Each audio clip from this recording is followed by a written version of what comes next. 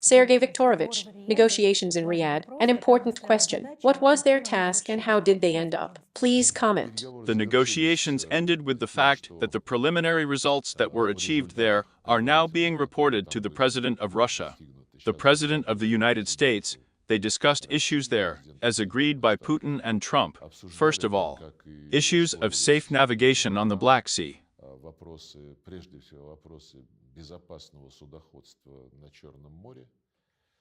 And this is not the first attempt.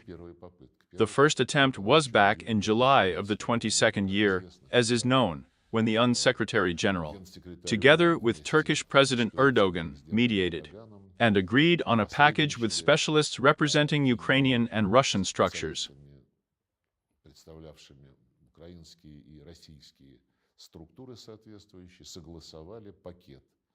The package consisted of two parts. The first part.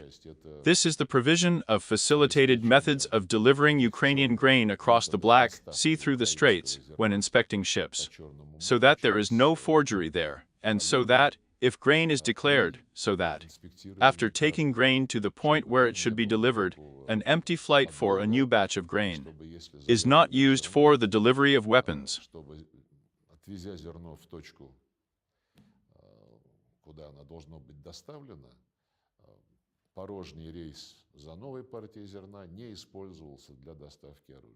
Inspection procedures were agreed upon. They worked for a whole year, but after that we had to stop this process. At least take a break, because the second part of the package, it was an integral part of the package. It was simply sabotaged 100%.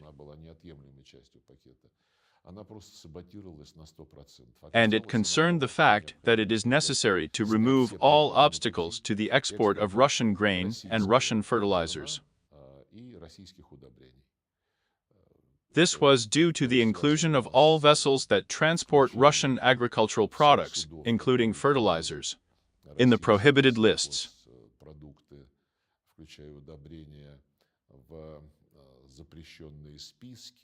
Lloyd's, which insures these vessels, has inflated the rates. The transfer of money for the supply of our products was also difficult. The Roselkhaznadzor was disconnected from SWIFT. There were a lot of things that were simply aimed, as it turned out, at inflating prices.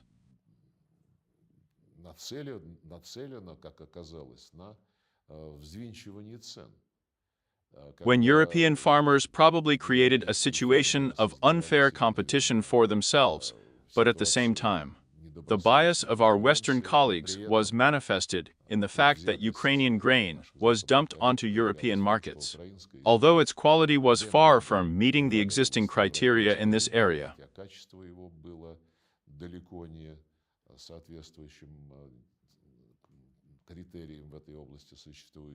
In general, the West did everything to protect Ukraine as much as possible and punish the Russian Federation as much as possible.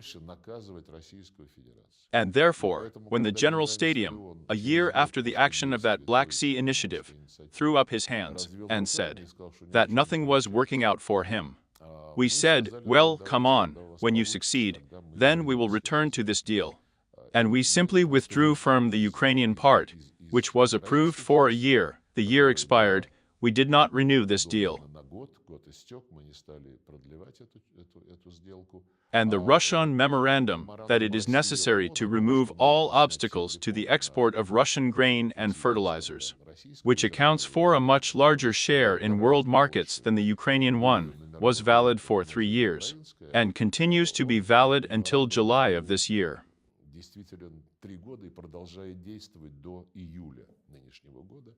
General Antarian Guterres, his representatives are constantly with us on contact. They are trying to help in some way. But they are looking for ways not through the fundamental lifting of sanctions, demanding from the West. If the West really wants to give birth for the interests of developing countries, for the interests of the global majority, first of all in Africa, in the field of food security, that discriminatory measures be abolished.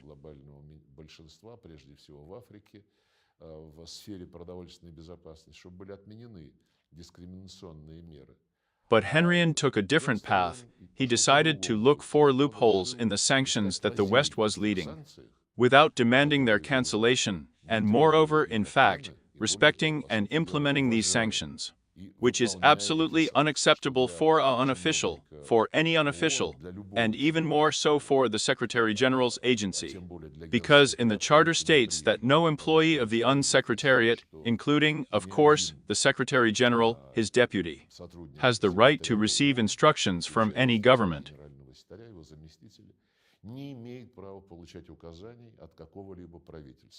If the Secretary General looks for loopholes between sanctions, recognizing that they exist, he implements the decisions that were taken in the capitals where there is a government of the unmember states, and he has no right to do this.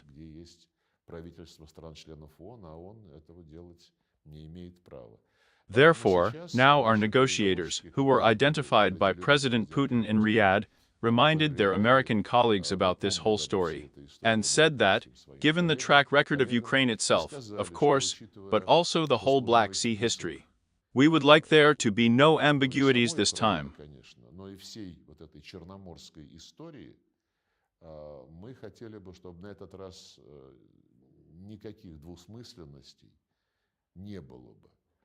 They also reminded us that when we came out of the glass in 2023 year, the Ukrainian part of the initiative, we have withdrawn from it. After that, President Erdogan tried to resume it 2 or 3 times, and a year ago, he asked for our support to resume this initiative in a simplified form, without physical inspections of empty vessels that return after unloading grain and fertilizers.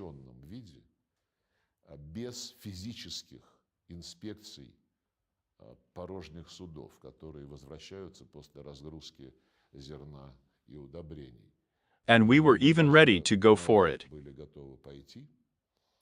Then, at the last moment, Erdogan said, it was a year ago. He said that Zelensky still wants to agree not to strike at nuclear infrastructure facilities, although these strikes were carried out only by Zelensky himself at the Zaporozhye nuclear power plant.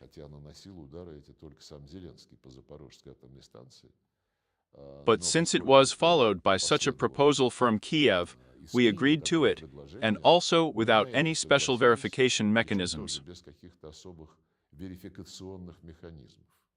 In other words, we went to all the requests of President Erdogan, and to the request that Zelensky himself slipped to Erdogan at the last moment for no clear purpose. And we said yes.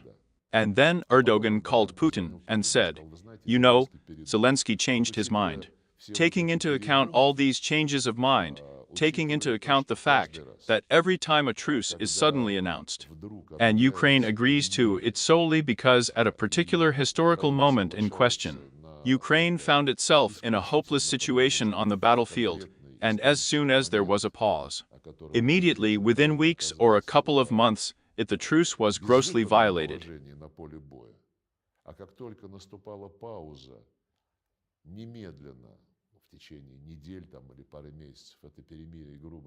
This has been the case throughout the entire operation of the Minsk agreements. Therefore, we now need the clearest, most specific, verifiable, working guarantees and mechanisms. As President Putin said at a press conference with President Lukashenko a few days ago, he is in favor of President Trump's initiative to declare a moratorium on strikes on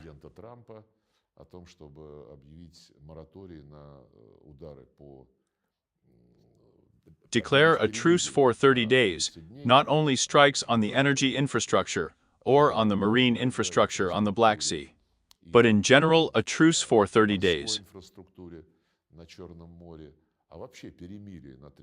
He said, we are in favor, but given the length of this line, given the ability of the Ukrainian army to create provocations. They have just hit the Sudza, the gas pumping station, and said that Russia did it itself, although it is our property, on which the continuation of providing energy to a number of European countries largely depends.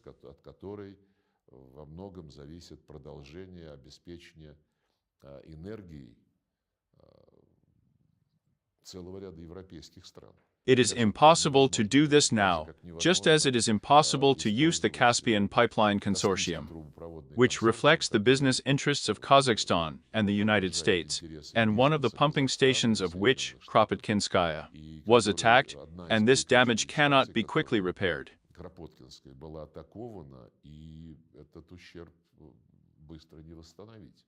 That is, again, the volume of oil pumping for European consumers will decrease sharply due to another terrorist act of Ukrainians.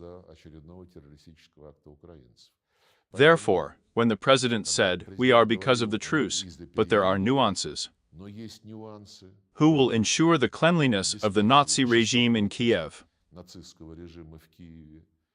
We are also in favor of considering ways not to cause any damage to the energy infrastructure. This is not in our interests. And, as the president said, we are in favor of resuming the Black Sea Initiative in some form that is more acceptable to everyone.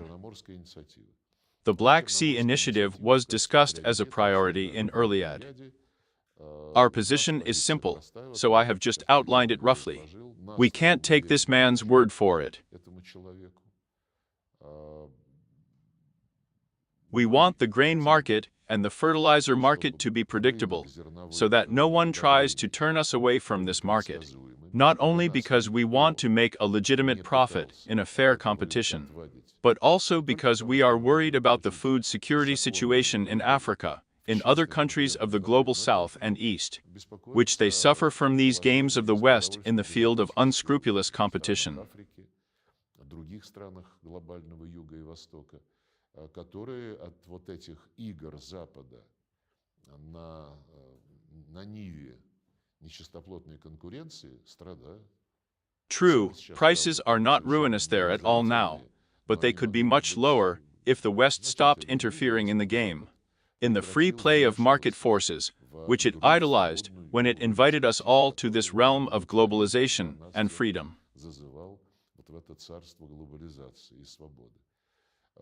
But, as I have already said, we will need clear guarantees, and there may be guarantees. Given the sad experience of agreements simply with Kiev, guarantees may be solely the result of an order from Washington to Zelensky and his team to do so and not otherwise. Зеленскому и его вот этой вот команде делать так и не иначе. And it seems to me that our American partners have taken this signal. They understand that only Washington can achieve positive results in stopping the terrorist attacks, in stopping the shelling of civilian infrastructure, energy infrastructure, not related to the military-industrial complex, because Europe has now taken a completely different path.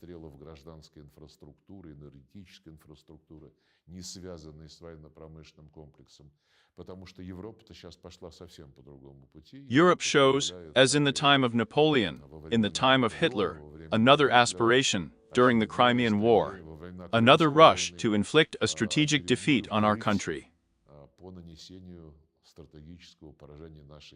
And again, as in those years, almost all European countries were put under arms, with rare exceptions. But only these European countries are not physically fighting against us on the territory of Ukraine. But without them, Ukraine would have been defeated long ago, and the vital activity of this Nazi regime would have been terminated.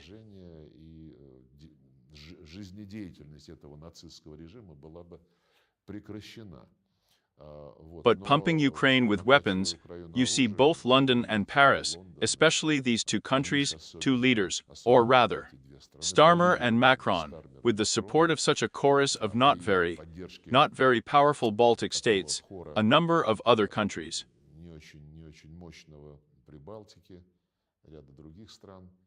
They are not only talking about pumping weapons into Ukraine as before, but also talking about some coalitions of those who want to deploy some kind of peacekeeping mission, or a mission to ensure the security of Ukraine after the ceasefire, or even place two missions in Ukraine, one on the border with the European Union and NATO, and the second from the countries of the global South.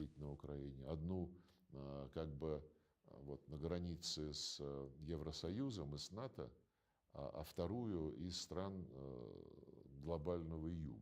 They mention India, Indonesia, Saudi Arabia, even China. But these dreamers, of course, are proving their complete political failure every day. But the desire to contain Russia, not just to contain, but to defeat. Someone even said, it is necessary to humiliate Putin. This desire, as it turns out, historians can correct me, but my sense of history is that we have all been through this before. Both Napoleon and Hitler, the goals were the same. And for the realization of these goals, the whole of Europe was conquered by Napoleon and Hitler, and in this case, the whole of Europe was mobilized. And how is Europe now, led by Germany, starting with Ursula von der Leyen, starting to seriously consider the issues of remilitarization for fabulous hundreds of billions of euros, in a situation when they have a terrible business in the economy, in the social sphere, when, as a result of the fact that their Biden administration let off the hook and sent them to fight with the Russian Federation, they have deindustrialization, a huge number of problems.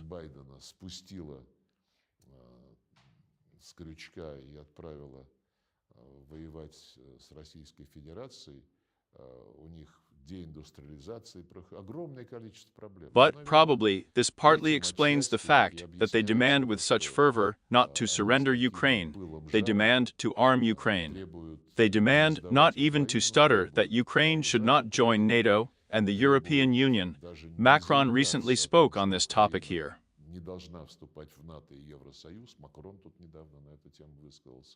In other words, they directly contradict the Trump administration, which, through the mouth of the president himself, through the mouth of Marco Rubio, the Secretary of State, and through the mouth of Mike Waltz, the National Security Advisor, clearly said that preliminary talks on the parameters of the final settlement were underway. Trump said clearly that NATO should be forgotten, and there was nothing to even stir up this topic, but Biden made a colossal mistake and refused to listen to the Russian Federation, insisting that Ukraine will be NATO, thereby creating unacceptable threats to us.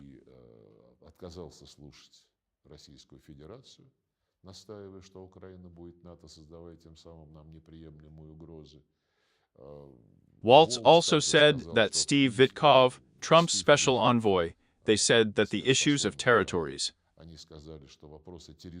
Russian culture is the key, because the territories where the referendums took place, they have always been Russian territories in terms of culture, language, religion, traditions. And people want to continue to be associated with Russian culture, which the Kiev regime is legally destroying.